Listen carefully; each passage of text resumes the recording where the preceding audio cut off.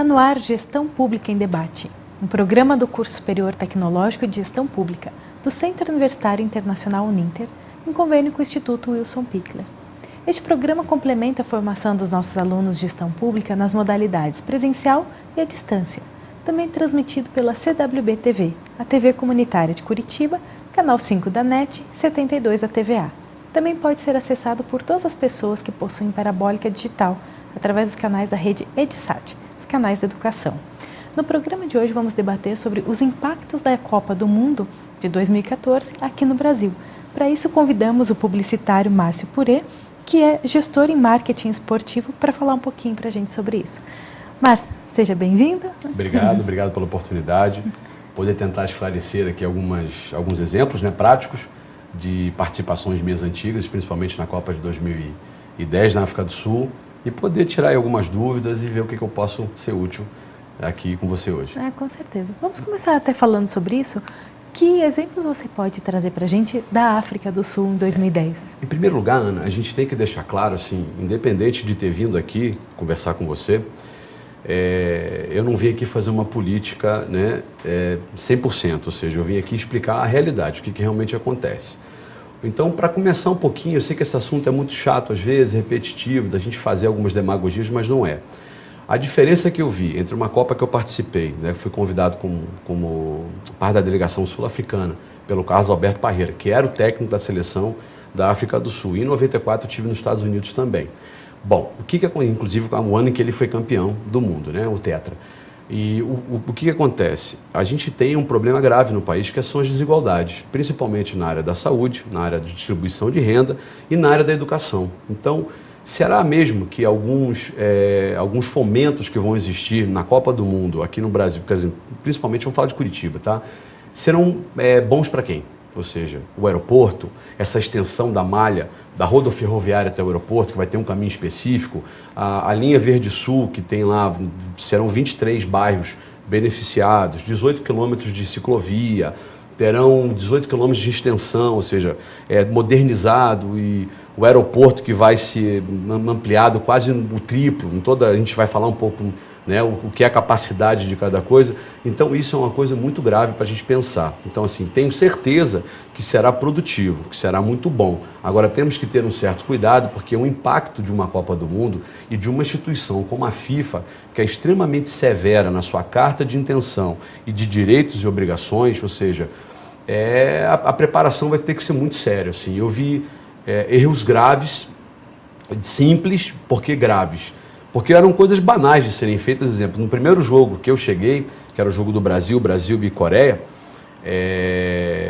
a 20 minutos do jogo, eu cheguei uma hora antes. Somente a 20 minutos do jogo, as catracas foram abertas, porque houve um problema de energia elétrica. Porque era um estádio velho, um estádio como o Maracanã, que ele foi reformado, inclusive que é um estádio que foi... do filme feito pelo Morgan Freeman lá no Invictus, que fala sobre o Mandela e tal. E é um estádio para rugby, foi montado em função daquilo, para ter muito mais cadeira, em torno de 20 a 25 mil cadeiras a mais, e ter um certo conforto. E a parte toda de energia elétrica foi um problema gravíssimo em toda a Copa do Mundo da África do Sul. Então não é só a gente que estava lá, entendeu? A gente que está no Brasil aqui chegou para ver, ou seja, algumas câmeras não funcionaram em detrimento de não ter tido aquela corrente elétrica para funcionar.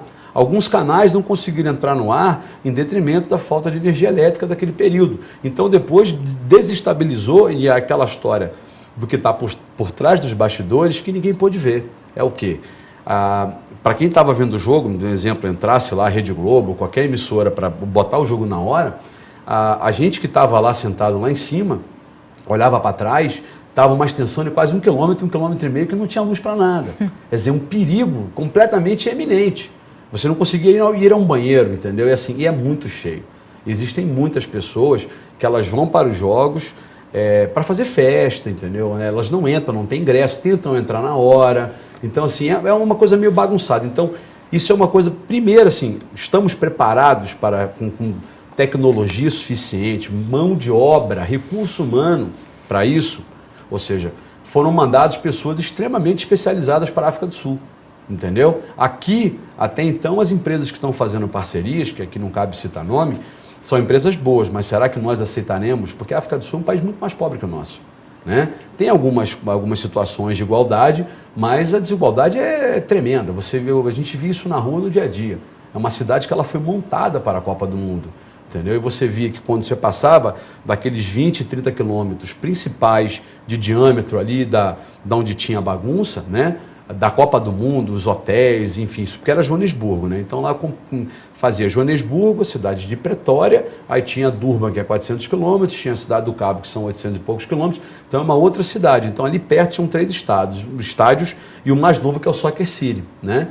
Que o Soccer City, para mim, é um estádio lindo, mas, né, vamos imaginar o seguinte, em 2006 eu conheci o estádio da Alemanha, ou seja, o Allianz, né? E eu acho que vai ser difícil a gente ter um estádio daquele padrão que já estamos com 6 anos atrás, entendeu? O estádio do Soccer City é bonito, suntuoso, mas um estádio que está no meio de um buraco. Aí eu pergunto, dentro do Soweto, entendeu? Será que o Itaquerão vai funcionar lá em São Paulo? Né? Falando em Curitiba, a gente tem um estádio aqui de primeiro mundo, então a gente não vai ter esse problema para as pessoas verem os jogos do estádio, né? Agora, porque o Atlético tem uma boa estrutura, é um time de primeiro mundo.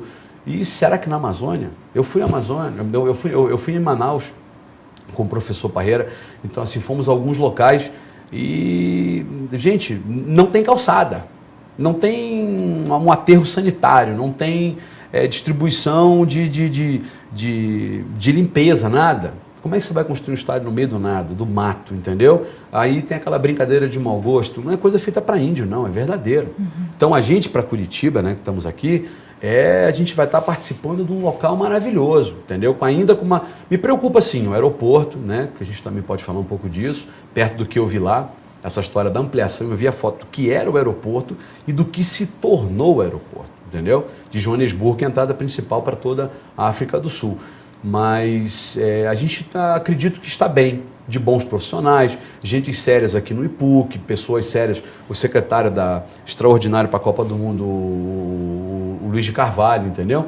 Então eles trafegam bem politicamente para essas verbas, entendeu? A liberação de pedidos, de operação. Então eu acredito que aqui a gente está anos-luz na frente de quase o Brasil inteiro. E eu, como carioca, posso te dizer o seguinte, Curitiba está anos-luz na frente do Rio de Janeiro. Uhum.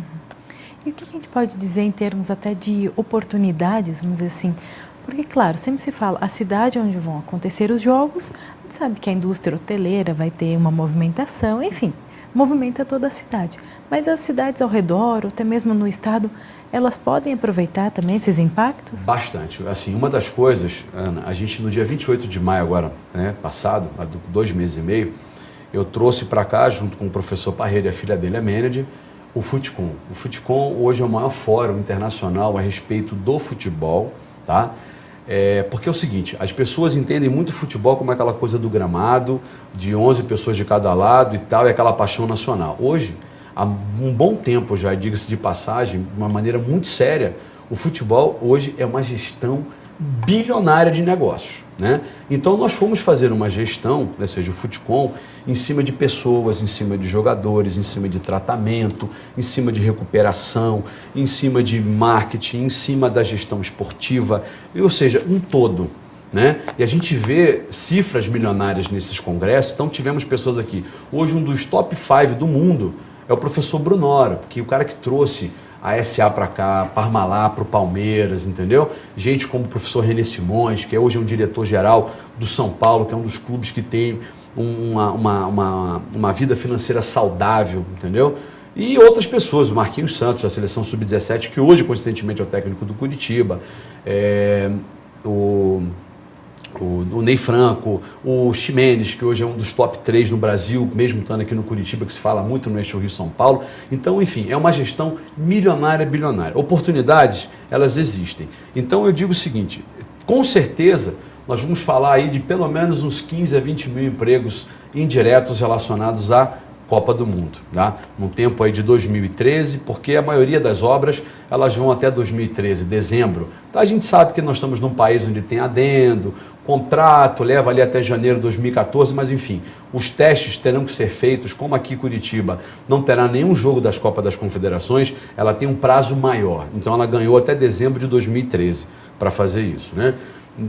Acredito que em fevereiro, pelo que a gente conversa com algumas pessoas, fevereiro de 2014 está ok, podendo entregar. Então existem testes,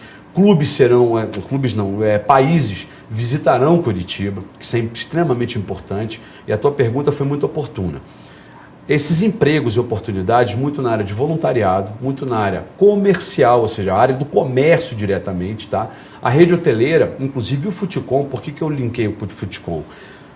Foi feito algumas palestras que falavam um pouco sobre gestão. É o seguinte, você que é dono de hotel, está capacitado, está preparado para receber pessoas com a Copa do Mundo? Ou seja, essas companhias de táxi, vamos pensar nisso, né, a grosso modo, elas estão preparadas, ou seja, quantos motoristas vão falar o mínimo possível de inglês? Uhum. Porque, gente, isso é outra coisa.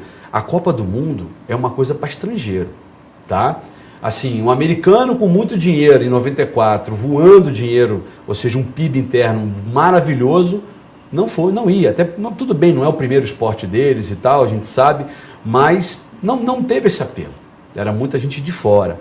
Ou seja, na África do Sul, eu fui ver, olha, eu posso te dizer que na África do Sul, pelo voluntariado, 10% de todos os bilhetes eram para os sul-africanos. O resto é uma gama grande.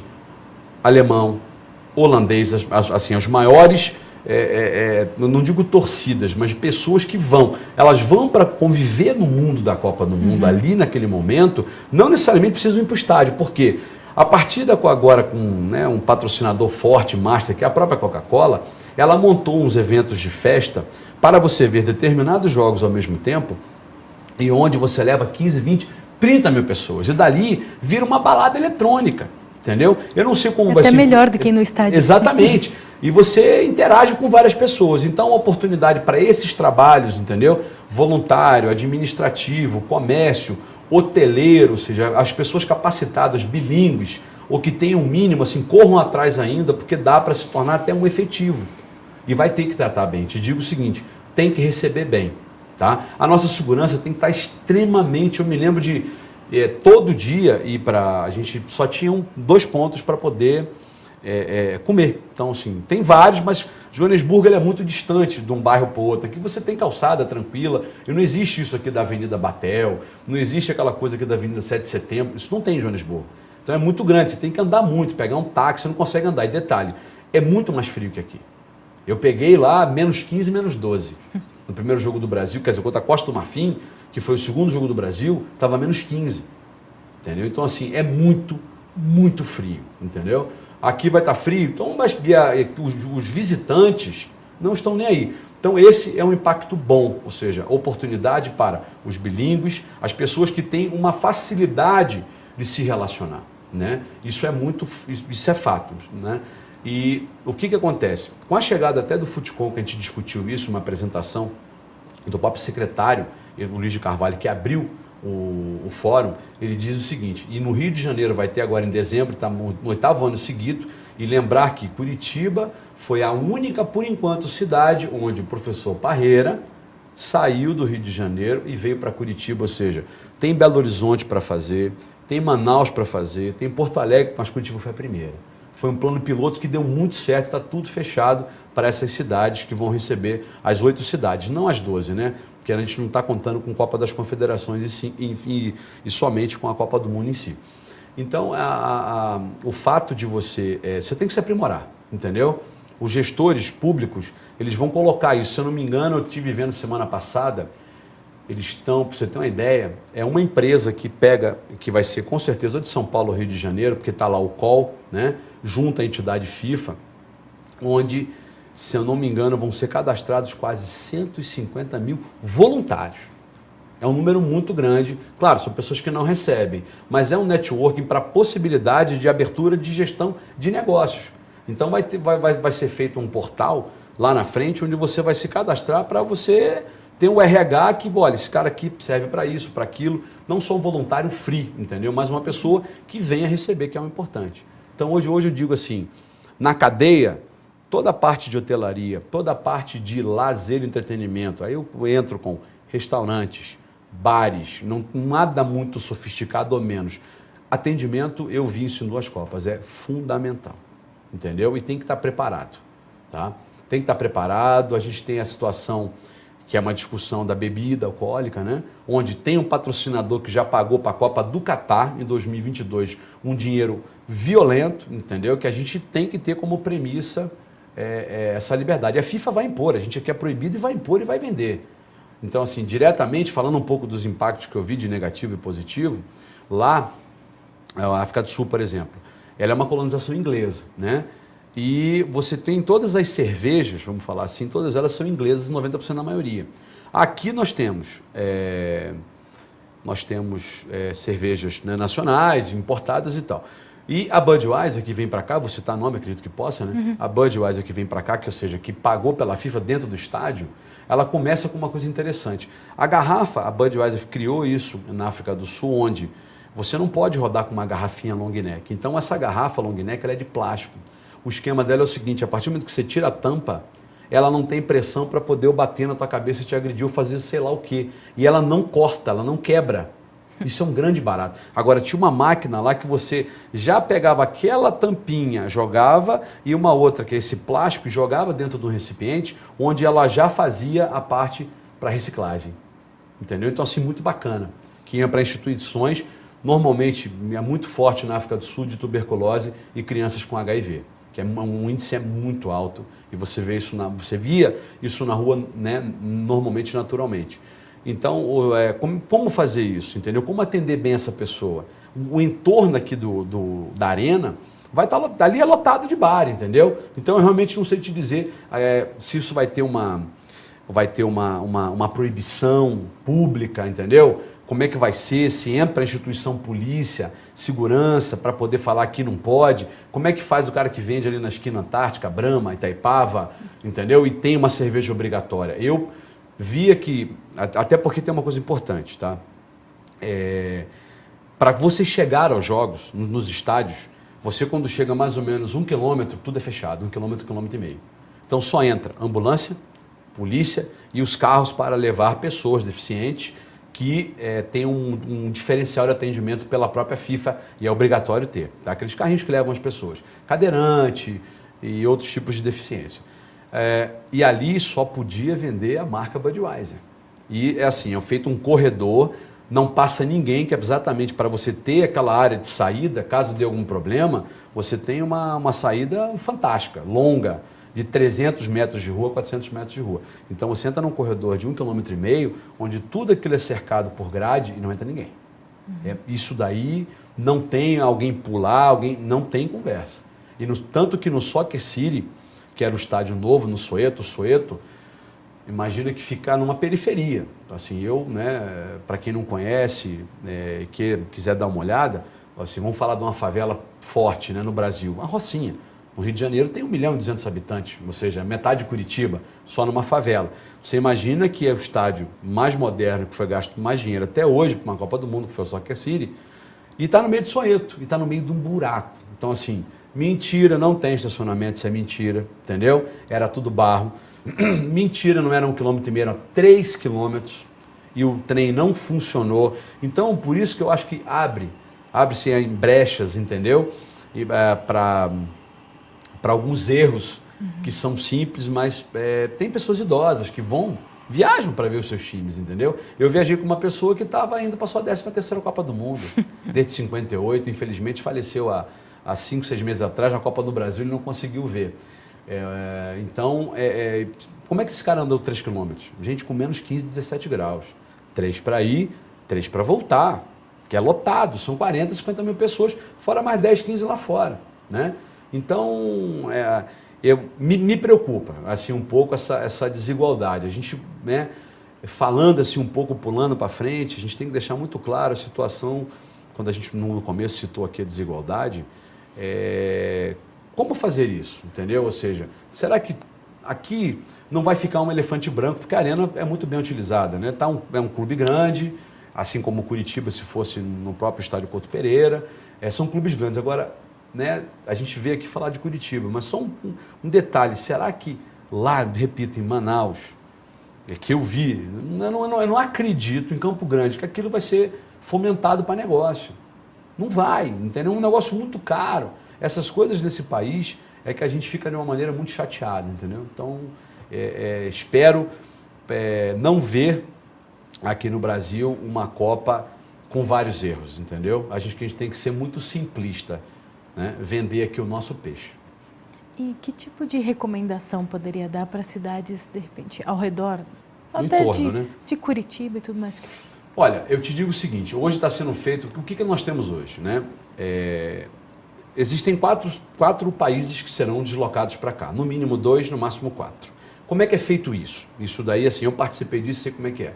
Os técnicos desses times, as comissões, elas vêm aqui em Curitiba e tem aqui o que está disponível? O CT do Caju, o Couto Pereira para treinamento, ou o CT da Graciosa, ou a Gralha não dá.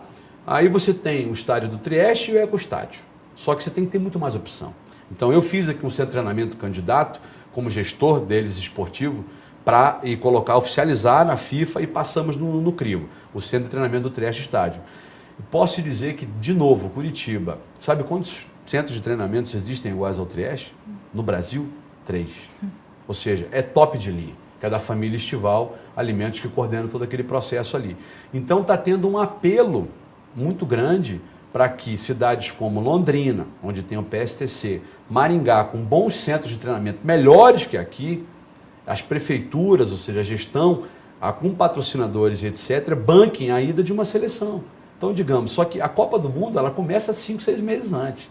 Né? Nós vamos respirar a comunicação na cidade, aquele impacto, ou seja, real do trabalho, mudança de rua, mudança de tráfego, ruas mais iluminadas, as obras chegando mais próximas, entendeu? Parecendo um processo ali exatamente que a gente vai terminar, e vai ter muita obra em conjunto, entendeu? Para terminar. Então, a recomendação se puder se preparar antes, entendeu? Se prepare, porque, detalhe, assim, para você ter uma ideia, é uma obrigação. Os jogadores, quando eles vão para os treinos ou para os jogos, principalmente para os treinos, são os batedores na rua. E é aparato de presidente americano, entendeu? 10 quilômetros na frente não passa ninguém, não passa. Eu fui fazer no nosso dia de folga lá, fui fazer um safari, chegou a seleção da Áustria, lá num mini safari. Acabou o safari. Não, acabou o safari, fechou o zoológico. Daí? Aí pergunta, o time da Áustria tem o mesmo impacto? Você imagina se vier para cá, sei lá, uma colonização alemã, italiana, isso aqui vai virar uma febre, entendeu? Então é bacana, ou seja, nós teremos sim muitos visitantes, ou seja, uma colonização europeia, não estou falando dos países, dos times que vão vir para cá, que pode vir aqui uma seleção de Gana, vai vir seleção da África, vai vir seleção da América do Sul, essa distribuição é feita. A recomendação prepare-se. É fundamental para que isso seja, para que Curitiba vai, assim, eu acredito que um pouco meu lado marqueteiro, Curitiba já deveria estar preparada para criar um conceito de marketing, um conceito de vender uma filosofia do que espera, entendeu? Desde a época já da chegada do aeroporto um mês antes. Que essas pessoas, elas vêm muito cedo para cá, entendeu? Principalmente o pessoal, quando já sabe a questão da televisão, os operadores que vão vir. Então, isso tem que estar muito claro ali. Para mim, na minha concepção, entendeu? Esse atendimento. E o que é Curitiba? O que é o Paraná? Né? Vamos vender esse estado maravilhoso, o estado que produz. Vamos mostrar para as pessoas que elas realmente... O que é o Paraná? Que não é Foz do Iguaçu, não é só meio ambiente, entendeu? Tem gente capacitada, a cidade é maravilhosa, as pessoas são sim educadas, as pessoas são diferenciadas. O que nós podemos esperar disso? Entendeu? Espero realmente que a gente tenha uma concepção muito bacana, simplista, de explicar para quem vem de fora o que esperar de Curitiba e o que realmente é Curitiba, esse estado do Paraná maravilhoso. E uma pessoa que queira trabalhar como voluntário ou até mesmo ser patrocinador, enfim, como que alguém pode buscar essas informações? Os patrocínios, na verdade, já são fechados pela FIFA. Eles, às vezes, abrem um novo rol, né, de marcas locais, de parceiros. E pode ser, não tem problema nenhum. Isso daí sempre vai lá na frente, isso daí tem que ser endereçado à prefeitura, ou seja, à Secretaria Extraordinária da Copa, passar para o... Porque hoje tem várias situações, Tribunal de Contas da União, tem o site da Transparência, tem um site que você pode acompanhar, inclusive na própria prefeitura, que é o Curitiba lá, que tem um aberta, né, chamado Curitiba Aberta. Então você vê tudo, onde é que está colocado aquele dinheiro, o investimento, o inicial, participação da prefeitura, onde se teve dinheiro do PAC, entendeu? Tem todo um processo, veio do Ministério dos Esportes, veio do Ministério do Crescimento, Desenvolvimento Social. Então, isso tudo está lá. Agora, eu sei que, se eu não me engano, acho que a partir de novembro, que deve levar entre dezembro a janeiro de 2013, esse processo de voluntariado. Isso é muito bacana participar. É ímpar, é único, assim como currículo, entendeu? É um negócio grande. A Copa do Mundo é realmente uma coisa gigantesca. É só esperar que todas as nossas obras, principalmente em Curitiba, sistema viário, aeroporto, exemplo, só para finalizar, o nosso aeroporto aqui, ele tem, hoje, 30 balcões de check-in. Ele vai virar 64, quer dizer, mais do que dobra. Nós temos 4 esteiras de bagagens, já grandes, teremos 8. Isso não aumentar, isso é hoje a realidade, entendeu? A pista, uma nova pista, tanto você sabe, para quem não sabe de Curitiba, até dezembro de 2013, no máximo janeiro, o aeroporto sábado aqui é fechado e só reabre no domingo, ou seja, não tem voo, entendeu? Em detrimento do aumento da pista. Então, só os fingers vão passar de 16 para 34, uma coisa assim. Então, é um número grande, entendeu? É um número grande, a ampliação de todo o processo, e isso sim vai ser muito bem utilizado. Ainda bem que estamos numa cidade muito bem estruturada, muito bem governada, eu não estou falando desse governo, do anterior ou no próximo, eu estou falando de uma cidade muito coerente, né? muito decente, de pessoas decentes, e que sabe balizar bem isso, entendeu? Agora, outras cidades, sim, pelo Brasil me preocupam, bastante. Eu agradeço pela sua participação, por todas essas ideias aí, né, esses impactos que a Copa pode trazer aqui para o Brasil. E a gente se vê no próximo bloco. Tá bom. Eu agradeço, obrigado pela participação e estou aqui disponível para um próximo convite à tua disposição. Tá bom?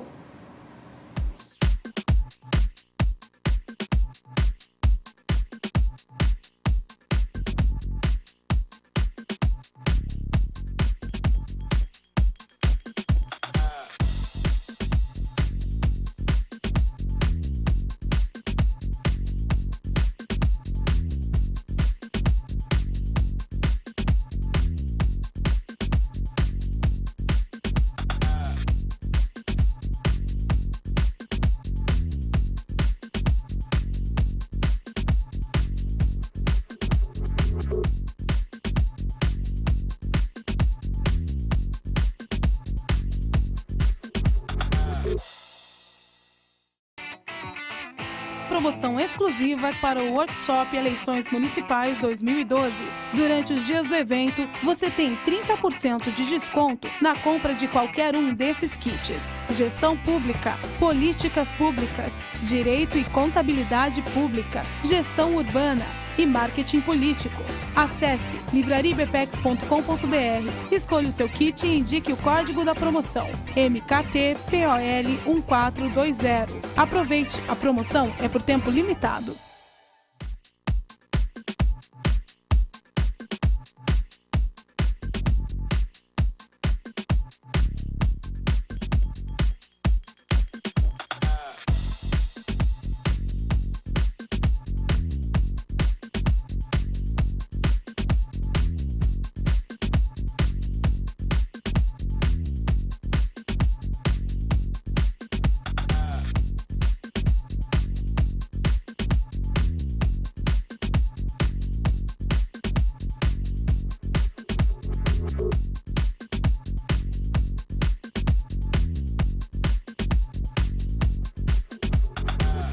Estamos de volta com Gestão Pública em Debate, um programa do curso superior tecnológico de Gestão Pública, do Centro Universitário Internacional Uninter, em convênio com o Instituto Wilson Pickler. Este programa complementa a formação dos nossos alunos de Gestão Pública nas modalidades presencial e à distância. Também é transmitido pela CWB TV, TV Comunitária de Curitiba, canal 5 da NET e 72 da TVA. Também pode ser acessado por todas as pessoas que possuem parabólica digital, através dos canais da rede EdSat, os canais de educação. No programa de hoje vamos debater sobre Benin, esse país africano. Para isso convidamos o Sunday para contar um pouquinho para a gente. Sunday, seja bem-vinda. Muito obrigado. Primeiro, conta para a gente por que, a sua vinda de Benin, por que você escolheu o Brasil? Okay. Muito obrigado por me convidar aqui, me oferecendo essa oportunidade para poder falar um pouquinho do meu país, o Benin. Escolhi o Brasil para continuar meus estudos, primeiro porque pelo histórico, cultural que tem o Brasil, e olhando os dois países histórico-cultural que tem, primeiro pelas colônias portuguesas, e outro vendo a situação econômica agora que a gente está vendo que o Brasil é um país emergente, um país exemplo dos países que estão querendo aderir no escala do crescimento maior. Então, todos esses fatores e muitos outros me motivaram a escolher o Brasil para continuar meu estudo em ciências econômicas. E o que você pode contar para a gente sobre Benin? Okay. O Benin é um país da África do Oeste. Ele tem em cerca de 9 milhões de habitantes. Tem como em países fronteiras do Togo, Nigéria, Burkina Faso e costa do Atlântico.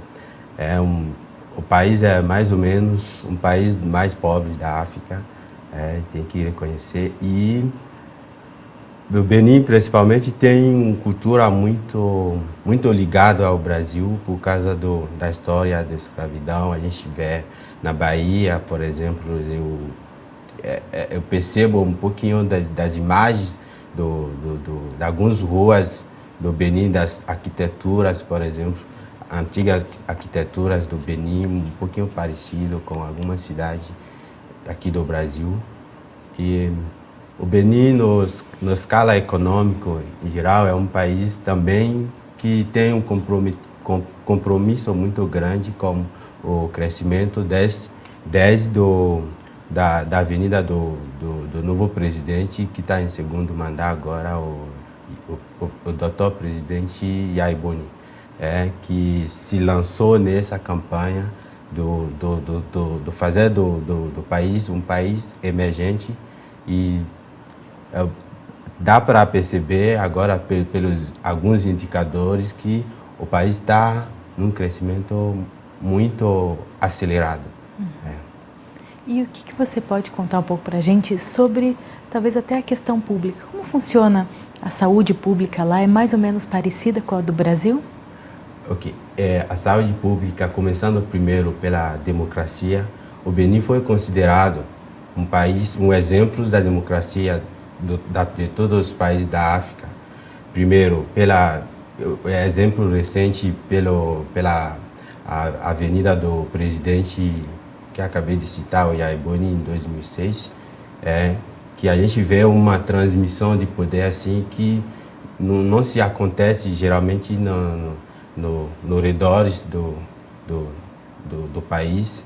Por isso, a gente tem uma democracia aqui que está sendo agora uma imagem, um miroir para os países seguirem como exemplo, E a saúde pública, a gente não pode negar que tem muitos males que estão impedindo esse crescimento econômico, como a corrupção, o mau gerenciamento do bem público e também o problema de desigualdade, que são todos fatores que estão sendo que estão dificultando esse crescimento do país. Mas o presidente e todas as suas equipes estão comprometidos para poder minimizar esse efeito, né, da corrupção, para lutar contra esse mal da economia, para poder fazer desse país um exemplo mesmo, além da democracia, também do sistema público, de um exemplo de gestão pública para o continente também. E como é que funciona lá? É mais ou menos a mesma divisão que nós temos aqui no Brasil? Então, estados, cidades, que tem uma colonização francesa, né? Isso. É mais parecido com o formato francês, vamos dizer assim? Ou o nosso brasileiro? Ok. O Benin é um país democrático. O poder executivo fica o poder executivo está na mão do presidente e o poder legislativo na mão da Assembleia. Mas o poder jurídico está independente desses dois órgãos separados. Então, o presidente é, no mesmo tempo, o chefe do Estado e também o chefe da Assembleia. Isso. O chefe do Estado e o chefe do Poder Executivo. É isso que eu queria dizer. Então, mais ou menos, funcionam nesse regime até agora. Esse regime que foi adotado desde da conferência de 1990, que atualmente também está em vigor. E quais são os produtos que vocês mais têm? Um dos mais famosos é o carité, né? Mas antes da gente falar dele, quais são outros produtos bastante famosos? Ok. Tem que ver primeiro, a economia do Benin é basicamente uma economia baseada no setor primário ainda. Só para ver, a gente tem uma agricultura que ainda representa um peso dentro da economia nacional. Somente a agricultura do algodão representa 40% do PIB. E ele representa 80% das exportações. Ou seja, quase a base da economia está ainda na agricultura. Além da agricultura, a gente tem o setor portuário, marítimo também, que é explorado, porque como ele fica faz fronteira com o Oceano Atlântico, algumas mercadorias que abastecem outros países que não têm acesso ao mar passam pelo Benin, primeiro por causa que não é o único país que tem acesso ao mar. Do lado tem o Nigéria, tem os outros países, Costa do Marfim, mas somente os países preferem passar pelo porto do Benin, justamente por causa da estabilidade política que favorece algumas mercadorias dos outros países. Então, o país beneficia também dessa para contar na gestão de seus recursos. E voltando na agricultura, para ver como é que o peso da agricultura a agricultura representa um peso muito grande dentro da economia do Benin, não só do Benin, como da maioria dos países africanos, né? E além da agricultura de algodão, a gente tem alguns outros que é caju caju, carité. O carité, para especificar, não é um produto que é cultivado. Ele nasce, é uma planta selvagem, né?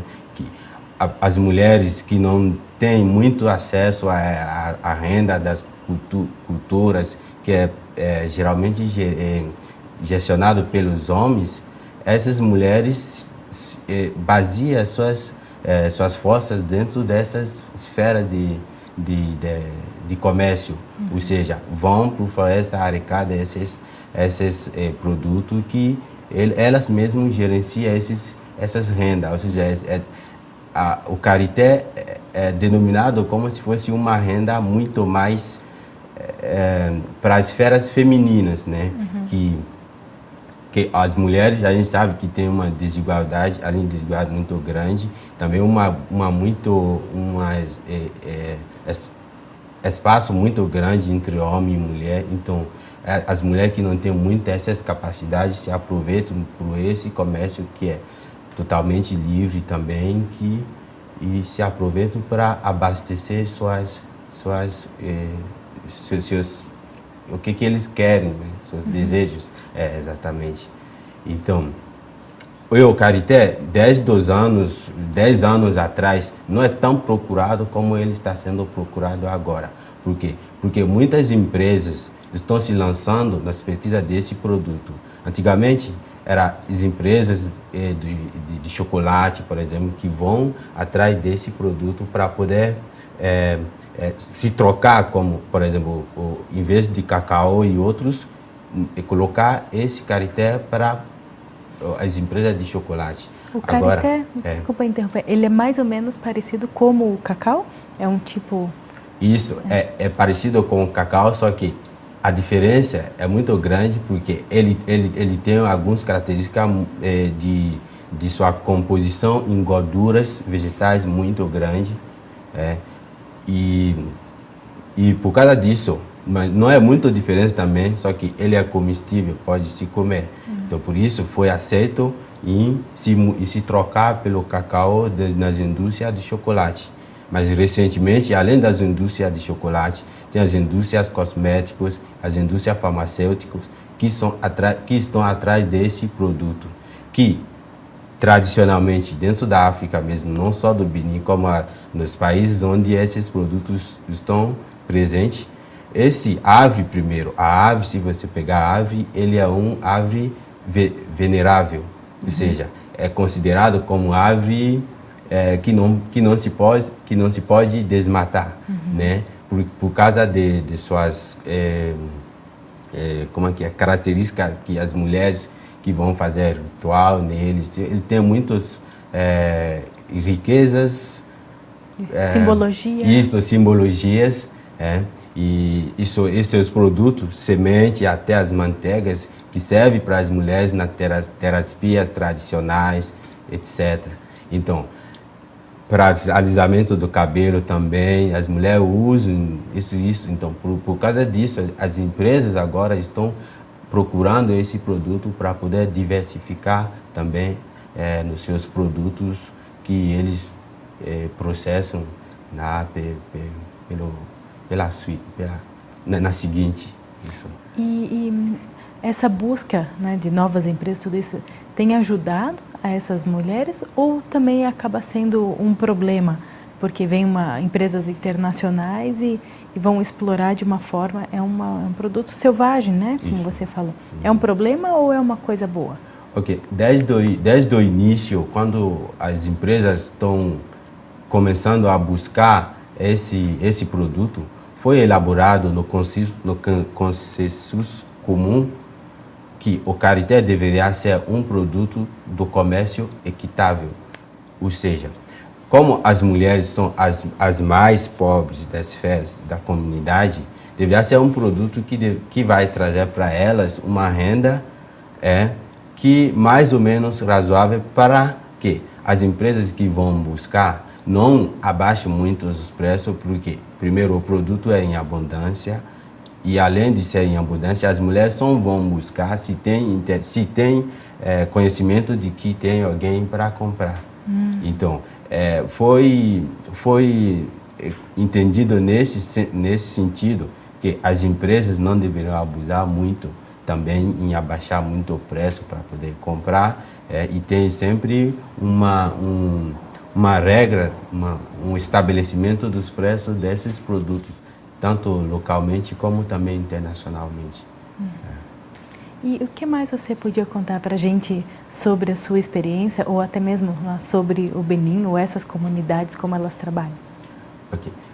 O Benin, primeiro, a gente tem uma população muito batalhadora, que se eu poderia comparar com a população brasileira. que uma população muito que vai atrás, que busca, que não se cansa, guerreira, como se diz. E a gente tem essa vantagem de querer conseguir ir pela frente, trabalhar. Mas o problema é que está sendo muito para resolver mesmo no Benin atualmente, é o problema dos jovens. Porque as esferas, na população, a gente percebe que a quantidade de jovens que estão desempregados é muito alta. No Benin, na média africana, a média está em torno de 50% de desempregos. Não é diferente lá também. Por quê? Essa tanta taxa de desemprego. A gente percebe que na maioria desses países tem recursos, alguns países têm recursos naturais, como a Angola, por exemplo, e Moçambique, que estão na fase de descoberta de novos recursos naturais. E tem alguns outros que não têm recurso nenhum, só que eles aproveitam desse crescimento atual da África inteira, porque agora, atualmente, a África está sendo considerado como um caminho, tipo um continente aberto para abraçar qualquer tipo de investimento, crescimento. Então, a África hoje, inteiramente, não está sendo visto como anteriormente. Que a África anteriormente ia ser visto como um continente onde tem doenças, onde tem pobreza, etc. Agora não. Agora a África é visto como um continente que está sendo emergente, que cresce. A taxa média do crescimento é de 6%. Ou seja, a mais. Tem alguns países que crescem a mais de 2 números ainda.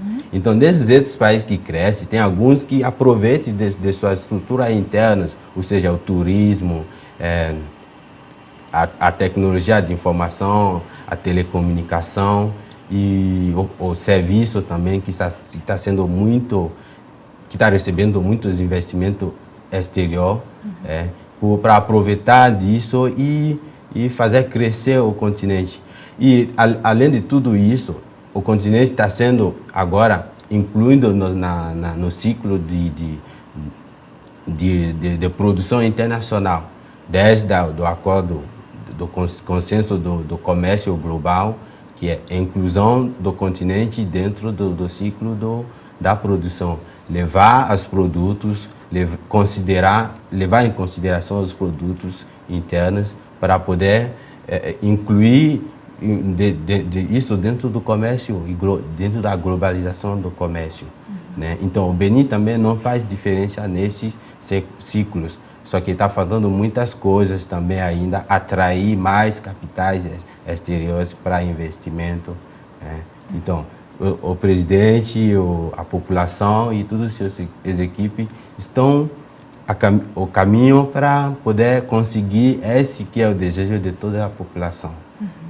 Geral. E qual você acha que são as perspectivas? São boas, então? Não só para o Benin, mas para toda a África? Você acha que nos próximos anos temos boas perspectivas? Sim, perspectivas boas. Eu acredito que temos, primeiro, porque se a gente pega o continente inteiro, a gente percebe que como um país está crescendo e outro do lado, como a gente tem as fronteiras comuns, as uniões econômicas, então, o que vai fazer com que o crescimento de com certeza vai abraçar o outro, mas a gente não pode 100% contar com isso, tem que contar com muitos outros fatores estruturais, as reformas econômicas, e principalmente, eu vou votar nisso aí, principalmente a consideração dos recursos que tem. Porque se você não tem recursos naturais, ou seja, se você não é herdeiro de alguns minérios, se você tem agricultura para aproveitar, aproveite da agricultura, os serviços, ou a tecnologia também, aproveite desses recursos que tem para poder dar um pulo pela frente dentro da economia. Então, o país acredita nisso, que vai dar mais reformas estruturais, vai fazer com que a população inteira vai se mobilizar para poder resolver todos esses problemas que existem agora, que é o do desemprego, da desigualdade, da corrupção também. Então, é isso que eu acho que é importante, que quando tudo isso fosse minimizado, com certeza o objetivo seria a esperança de um futuro melhor. E que exemplos você poderia trazer de Benin, talvez aqui para o Brasil, ou até mesmo ao contrário? De repente, o que você pode levar de volta do Brasil, que você aprendeu aqui, claro, não só na gestão pública, na administração, levar de volta para o Benin? A primeira coisa que eu percebo desde que eu entrei na faculdade, no processo de minha formação, é impressionante a taxa de desemprego aqui em relação a lá. A nossa taxa de desemprego é muito alta. E aqui a gente percebe imediatamente é que as formações que não são dadas nas universidades, nas escolas, não se correspondem imediatamente ao que está pedindo as empresas, o trabalho, o mercado de trabalho. Então, a minha primeira percepção de que eu posso trazer, do que eu posso copiar, se eu tiver capacidade agora, é de valorizar a educação, valorizar o ensino técnico, valorizar o ensino técnico profissionais e superior também. Porque quando a gente sai das universidades, imediatamente não consegue entrar no mercado do trabalho. Quando sai das universidades, bem formado, ou seja, formado profissionalmente para imediatamente o mercado do trabalho, você consegue o emprego. Eu acho que o primeiro fator por que o desemprego aqui é muito menor seria talvez por causa disso, que a formação técnica aqui favorece as empresas, favorece ao mercado de trabalho em conjunto, o que é ao contrário lá. Então tem que adequar esses dois fatores ali. O primeiro, que eu acho muito importante até, seria isso. Bom, Sandei, queria agradecer pela sua presença aqui, pela sua participação. Quer deixar algum último recado para os alunos ou até mesmo para o pessoal de Benin que está assistindo? Minha última mensagem seria agradecer a Deus primeiro por me dar essa oportunidade de poder estar aqui, aprendendo a mudar, a mudar em mim mesmo e, se puder, se tiver capacidade também, dar mais uma força para a minha nação que está me esperando.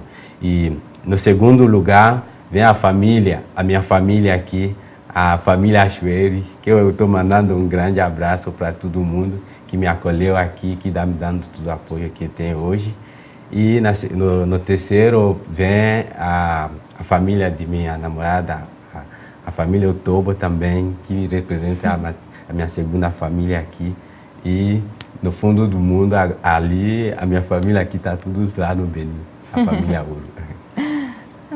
Muito obrigada, então, pela sua participação. E a gente se vê no próximo programa. Até mais.